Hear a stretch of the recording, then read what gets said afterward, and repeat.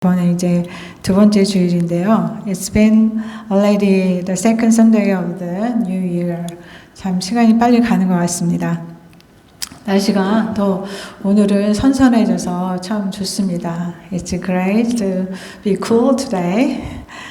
오늘은 우리가 잘 알고 있는 말씀이죠. 예수님께서 가나 혼인 잔치집에서 물을 포도주로 변화시킨 기적의 사건을 말씀하고 있습니다. Today's scripture is about the miracle of Jesus turning water into wine at the wedding feast in Cana.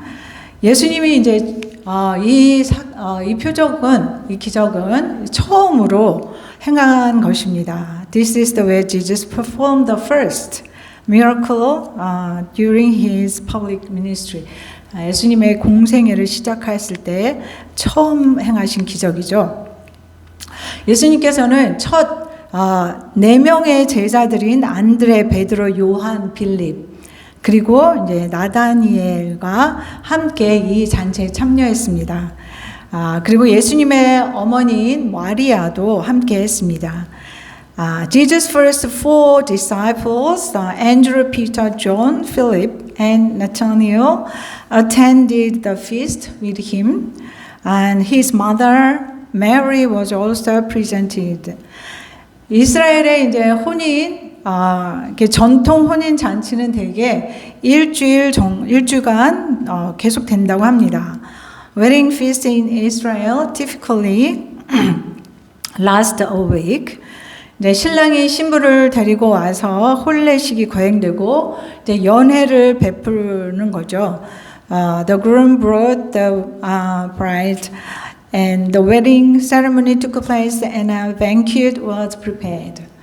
그래서 여기서 중요한 거야. 하객들이 이제 축하를 하면서 노래하고 또 춤추며 마음껏 먹고 마시고 결혼식의 기쁨을 나누었습니다. The guests sing, dance, eat, and drink.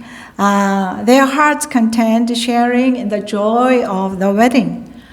근데 이제 유대인들은 손님 접대하는 것을, 우리 한국도 마찬가지죠. 손님 접대하고 막 사람들 잔치에 초대해서 함께 이렇게 음식을 나누고 하는 거를 즐기듯이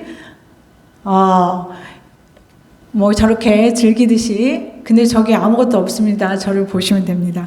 이제 유대인들도 마찬가지로 그런 것을 미덕으로 여겼습니다. 그래서 혼인 잔치를 성대하게 준비하고 하객을 초대했습니다. The Jews considered hospitality a great virtue, so they prepared a grand wedding feast and they invited all the people, guests.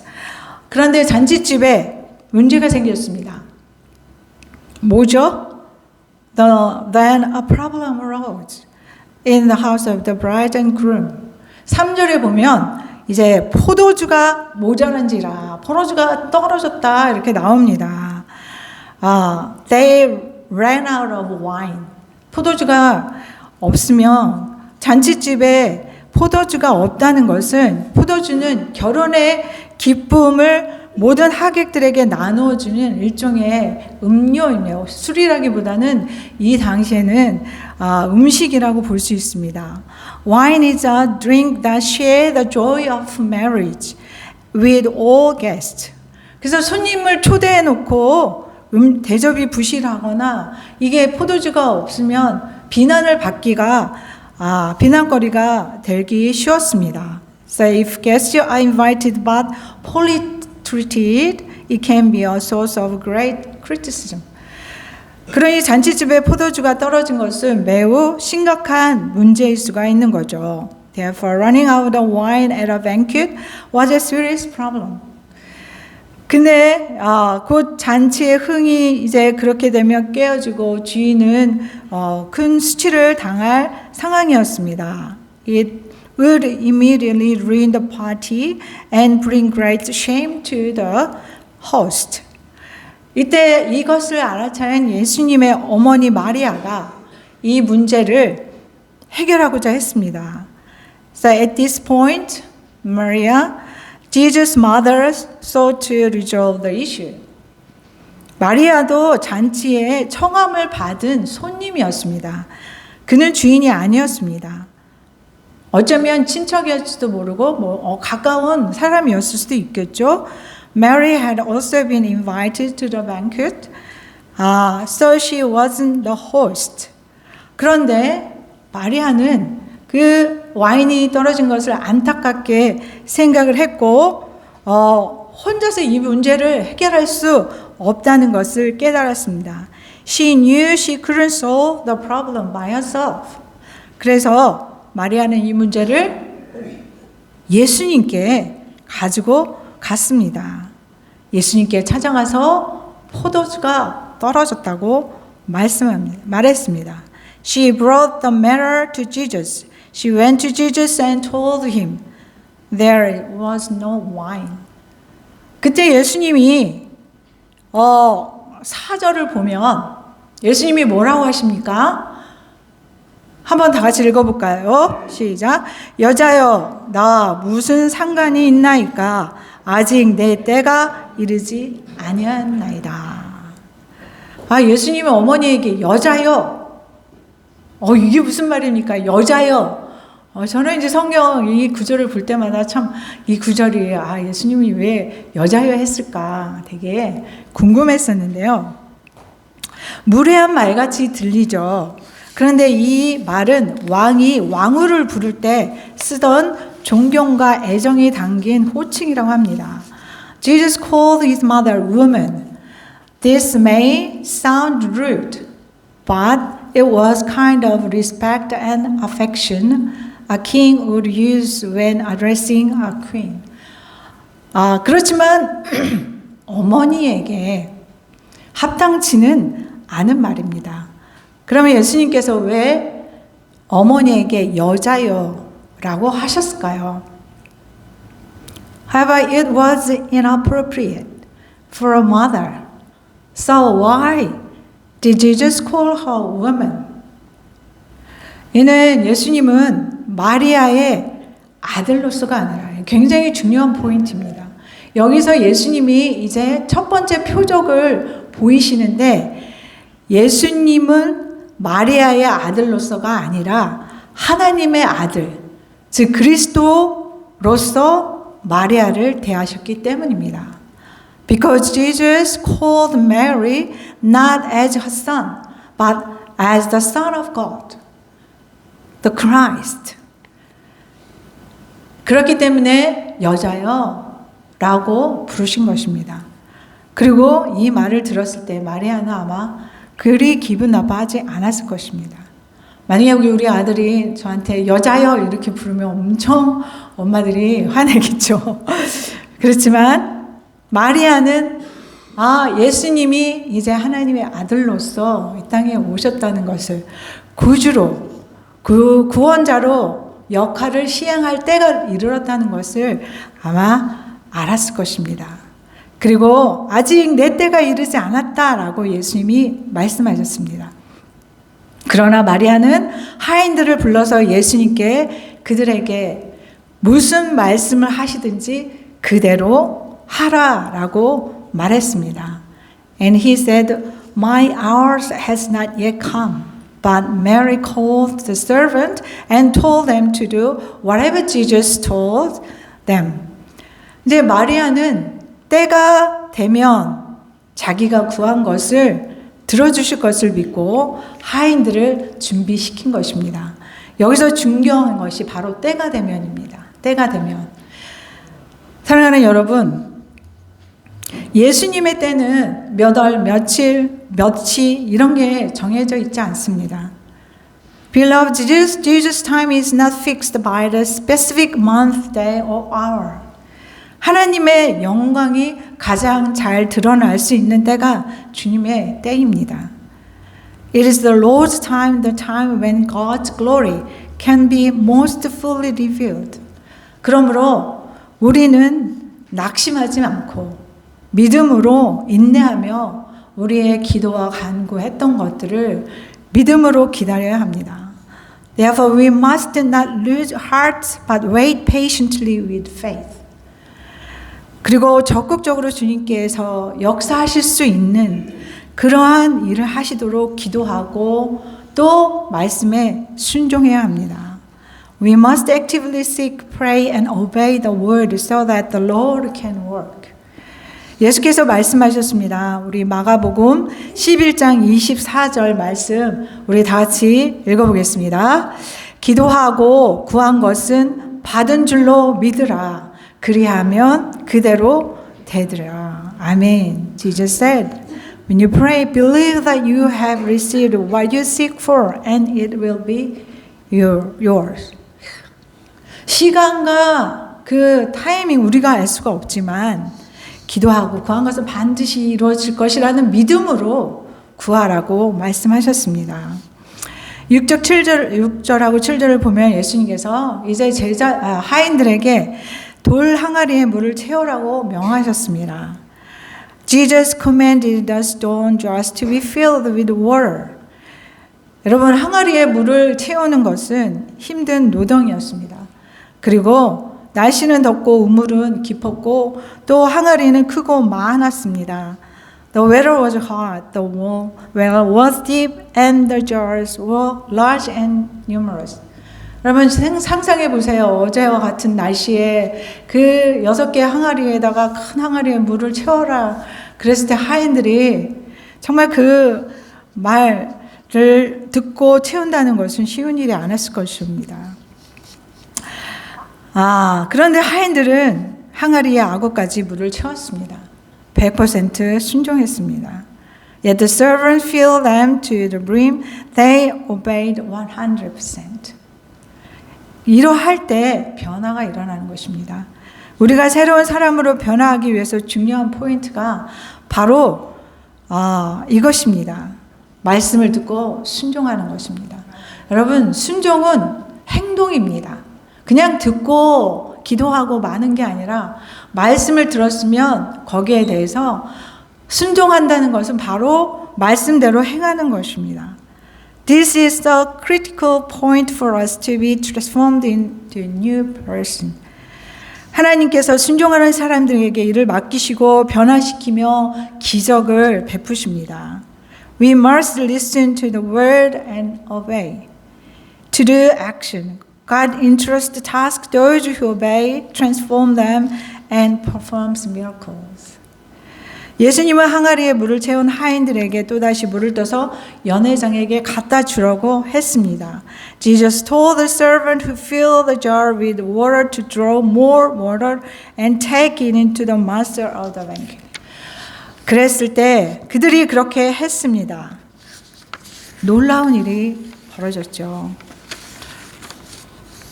이렇게 좋은 와인을 왜 여태까지 놔뒀느냐, 이렇게 그 손님들이 정말 이렇게 좋은 와인을 왜 여태까지 아꼈느냐 이러면서 감탄을 합니다. 하인들의 순종을 통해서 예수님은 놀라운 기적을 이루셨습니다. Through their obedience, Jesus performed amazing miracle. 여러분, 사람들은 어린이나 어른이나 고집과 아집 때문에 순종하지 못할 때가 많습니다. Both children and adults often fail to obey because of the stubbornness and self-will. 우리 일상에서도 보면 우리 태우 엄마 말 잘 듣나요? 이거는 뭐 잘 듣는다는 건가? 우리 아이들 잘 안 듣죠. 우리 부모님도 마찬가지입니다. 우리 부모님들도 자식 말 잘 안 들어요. 제가 우리 부모님한테 이렇게 하세요, 이렇게 하세요, 이렇게 아무리 말씀을 드려도 안 바뀌십니다. 안 하십니다. 왜 그런지 아세요? 바뀌기 싫으니까. 그냥 이 상태로 유지하고 싶으니까. 변화하기 싫기 때문입니다. 우리 자신도, 저도 마찬가지예요. 우리 남편이 유 목사님 뭐라고 이렇게 하면은 듣기 싫습니다. 왜냐하면 그렇게 하는 게 귀찮고 또 변화하기 싫을 때도 있고 내 자신이 알지만 바꾸고 싶지 않은 것이 인간의 속성이기 때문입니다. 그게 고집이고 또 그것이 우리의 작은 그러한 인간 속성입니다. 그러면 절대 변화할 수가 없습니다. 새로워질 수가 없습니다. 여러분, 서로 부부 간에, 자식과 부모 간에 서로의 얘기를 들어줘야 되고, 그리고 그 말대로 행해줘야 됩니다. 그래서 저는 새해 하나의 결심이 바로 얘기를 들으면 바로 행하려고 노력해야겠다라고 마음을 다졌습니다. 이렇게 작은 변화가 그냥 듣고 흘리는 것보다 우리가 말씀을 듣고 그것을 행하려고 노력할 때 변화가 일어나는 것처럼 우리가 모든 관계에서 마찬가지입니다. 자녀와 부모 관계, 또 우리 부부 관계, 가족 관계, 또 교회에서도 마찬가지고 하나님과 우리의 관계에서도 마찬가지입니다. 그냥 순종이라 그래서 막 obey 하면 굉장히 무거운 단어 같지만 그거는 듣고 흘리는 것이 아니라 그것대로 행동하려고 하는 그런 마음가짐이고 실제로 움직임입니다. 이런 작은 변화가 인생을 바꿉니다. If you do that, you can never change. You can never become anew. Small change can change your life. 이 말을 기억하시기 바랍니다. 아주 작은 것 하나가 여러분의 인생을 바꿉니다. 저는 우리 사무엘한테 계속해서 하는 말이 있습니다. 자고 일어나면 바로 침대를 정리해라. 그런데 말을 듣지 않습니다. 이것이 바로 인간의 바쁘니까 그냥 나가죠. 그걸로 했다고 뭐가 변화된다고 생각하지 않기 때문입니다. 인식하지 않기 때문입니다. 여러분, 우리 모두는 그러한 작은 결정들이 있는데 그것을 인식하지 못하면 변화될 수 없습니다. 그런데 우리가 인식한다면, 그리고 인식되고 그것을 누군가가 지적해 줬을 때 그것을 행동하려고 마음 먹고 행동한다면 우리의 삶은 조금씩 변화됩니다. 우리의 가장 가까운 배우자가 하는 말을 우리는 잘 들어야 되고, 그리고 그것을 바꾸려고 할 때 놀라운 인생의 변화가 일어납니다. 올 한 해 우리 아이들은 부모님 말씀에 경청하고, 또 부부는 서로에게 좀 더 귀를 기울이고, 또 부모는 자녀의 말을 들어주고 주의 말씀대로 살아서 새롭게 변화되는 그런 놀라운 일들을 경험하시기를 주님의 이름으로 간절히 축원합니다. 아멘. I pray that this year your children will obey their parents, couples will listen to each other more, and parents will listen to their children and live according to the words, Lord's words. 이제 이 스토리는 사실 이제 오 목사님이 우리 시니어 예배 때 설교 중에 한번 인용했던 그런 게 스토리인데요. 얘인데요. 아버지와 딸의 이야기입니다. The story of the father and daughter. 사실 이제 감자, 달걀, 커피로 인터넷에 나와 있더라고요. 자신의 인생과 이제 딸이 항상 자신의 인생과 삶에 대해서 매일 투덜투덜 아주 불평불만이 많았습니다. 이렇게 삶에, 나 피곤하고 지치고, 앞으로 어떻게 살아가야 될지 모르겠어요, 아빠. 늘 불평하고 투덜거리는 딸이 있었습니다. There was a daughter who constantly grumbling about her life. She always complaining to her father. 어느 날 아빠가 이제 딸을 주방으로 데려가서 이제 3개의 다음 스크린 넘겨주세요. 3개의 폿에다가 냄비에 물을 붓고 끓이기 시작했습니다. 아빠가 뭐 하시지? 각 냄비에 감자, 또 달걀, 커피를 이제 냄비가 끓기 시작하자 넣었습니다. 그 조금 후에 Father took her to the kitchen. He poured water into the 3 pots, and when they started to boil, added a potato, egg, and coffee to each pot. 조금 후에 이제 불을 끄고 삶은 달걀과 계란과 달걀을 꺼내 그릇에 담고 커피를 컵에 따랐습니다. 그리고 물었습니다, 딸에게. 무엇이 보이니? What do you see? 여러분, 무엇이 보입니까? 삶은 감자와 계란과 커피가 보이죠. 네, 감자, 달걀, 커피 있잖아요. 또 그랬더니 아빠가 자, 대답합니다. 감자는 부드러워졌고, 이 뜨거운 물을 통해 감자는 부드러워졌고, 또 계란은 껍질 때문에 깨면 부서졌는데 껍질을 떼어나니 완숙이 돼 단단해졌고, 커피는 그윽한 향기가 나잖아. 어렵고 힘든 고난을 통해 이게 끓는 물이 너가 항상 컴플레인하는 그런 상황일 수 있어. 어려운 상황, 또 힘든 일, 역경 그런 것일 수 있어. 그렇지만 그런 걸 통해서 감자 같은 사람은 흩어진다는 거예요. 더 오히려 약해져. 그렇지만 달걀 같은 사람은 오히려 끓는 물에 들어가서 단단해져. 그리고 커피와 같은 사람은 향기가 나는 그런 사람이 되어진다. 끓는 물이라는 역경이 처했을 때 반응은 각각 달라요. 그렇다면 여러분은 어떤 사람인가요? 이런 고난을 통해서 어떻게 변화되는 사람인가요? 고난을 통해서 더 약해지나요? 단단해지나요? 아니면 또 커피와 같은 향기로운 그런 사람이 되어지나요? Potato, eggs, and coffee were each subject to the same adversity of boiling water, but they each react differently. 여러분, 이것은요, 우리의 삶의 태도입니다. 우리가 어떻게 삶을, 고난을, 역경을 대하느냐에 따라서 이렇게 변화될 수 있습니다. 근데 저는 이야기를 통해서 또 다른 해석을 해봤습니다. 어쩌면 이 끓는 물은 예수 그리스도이시고 우리는 그를 통해 변화되는 것이다. 감자와 같은 사람은 더 부드러워지고 아주 날카롭고 어쩌면 마음이 단단하고 그런 사람은 예수 그리스도를 통해서 끓는 예수 그리스도를 통해서 부드러워진 사람이 되고 또 계란과 같은 연약한 사람은 예수 그리스도를 통해서 단단해지고 또 커피와 같은 사람은 향을 내는 그런 향기로운 사람으로 될 수 있다, 변한다 라는 것을 생각해 봤습니다. At hear this, I thought that boiling water is Jesus Christ, and through him a hard person like a potato become soft, a weak person like an egg become hard, and like a coffee, when meet Jesus, we have a nice fragrance. 여러분, 교회 다니면서 아무것도 바뀐 게 없다면 예수님을 아직 만나지 못한 것입니다.